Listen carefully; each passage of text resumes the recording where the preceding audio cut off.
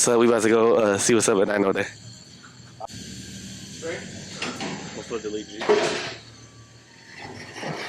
Ooh. We out here. Hey niggas, look at that GTR. So what you, Guido? What are you finna make today?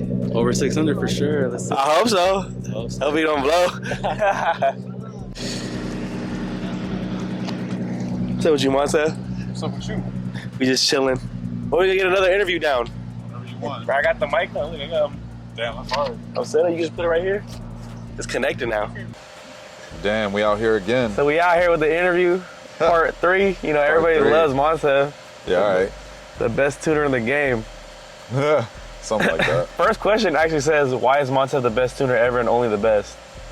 I can't really talk about that. Like, I can't really say, like, why I'm the best, because, like, that's for other people to judge. To judge, yeah. So, like, my thing is just, in terms of tuning, like, Nissan Infiniti products only, because best tuner is kind of a broad claim anyway, you know, because there's so many platforms. Yeah. But, like, I can't even say, like, oh, I'm the best in the game like that, because there's just way too many. So, for me personally, like, the full potential out of the car, the best, or as good of drivability as possible, reliability, understanding the limits of the combo and staying within those limits. Those are the things that I try to work on, and I'll put in all of my tunes. SoCal or NorCal? They both got their high points for sure. They both got their high points for sure. I don't want to favorite any of them. I mean, I got love for both areas, you know, like, they're huge parts of my business, they're huge parts of the, you know, the industry and the car scene and stuff like that. But like I said, you know, like, there's definitely both, they both got their, you know, their highest, like, you know, their peaks basically. Is it worth it if you supercharge an automatic HR? Yeah, I still think it's worth it. It just depends on your end goal though. Like, the 5AT is kind of like, it's not as good as the 7AT, like, from the gearing, like, gear ratio standpoint. So, like, it's not gonna be as fast, but I think it would still move out good. Someone said, got any Ds with the Rev 9 Turbonetics turbo kit making 500 plus?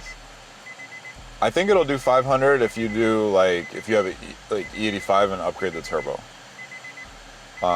But it just depends if you're a stock motor too, because you have to be careful with the torque with a stock engine. But, like, say, like, it's just like a rod piston engine with a precision turbo, like a 64, 66 on a Rev 9 kit, it'll probably make 500.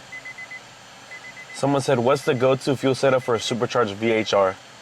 So what we like to do on most people's cars is 1300X injectors, CJM fuel return, and then a Hellcat pump with a relay.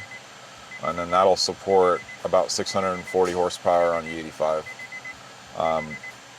After that, you really need to go with a twin pump. Or you can use the CJM S1 fuel rails, and that'll give you a little bit more headroom in the fuel system. But I think once you start getting around like 670-ish on E85, then you still need to go with add a second pump. How did you learn / get into tuning?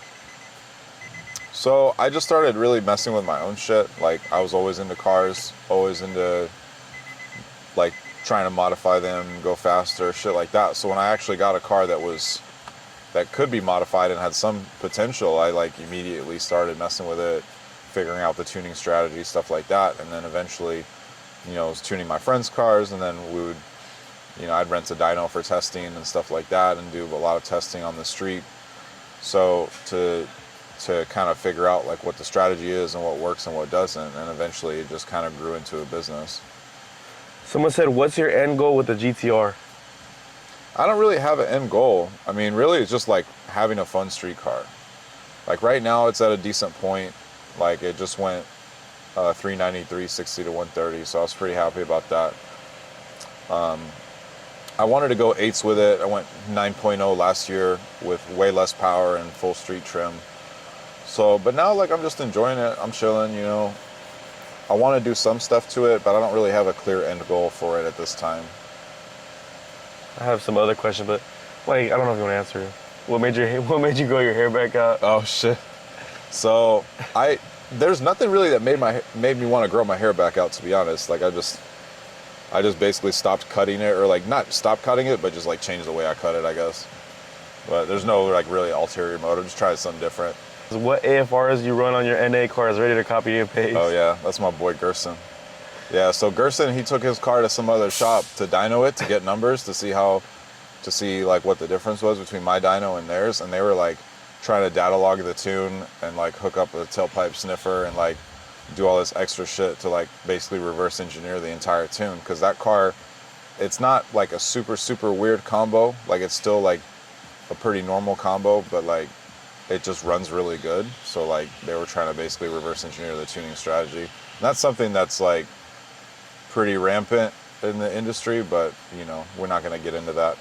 You want to say anything to the camera while we're here? You know what I'm saying? Thanks for having me on another video. Right, another one. You know, it's going down. We had like hella questions the first time, and it's going down. I mean, eventually there's not gonna be any questions because you got me doing the interviews. So. Every time, but it's been almost a year.